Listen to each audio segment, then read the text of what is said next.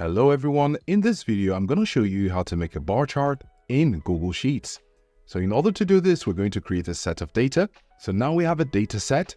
The next thing we're going to do is to select everything at the top right here, and we're going to go to the bottom or the last cell information, and while holding Shift on our keyboard, we're going to press down on Shift and click on it. Now this means that our bar chart will be focused on where we've selected. The next thing to do is to go over to Insert here at the top, and then we have Chart, and we're going to click on it. As you can see, this gives a line chart, but over here at the right sidebar, we have the chart type. So we're going to click on it. There is a drop-down menu, and we can select any that we can see here. So we're going to select the second one here, and immediately it changes.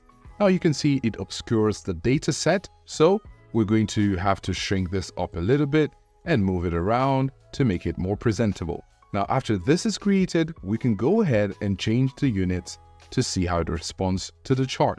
So we're going to modify the information in August. So say there was a drop in sales, we're going to put this at 80, and you can see immediately it responds. And we can do that for another month, say in May. So as we've created our chart, you can see how responsive it is to the information in the cells.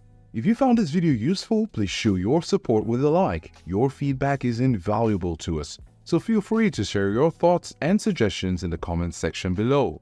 We're eager to hear from you.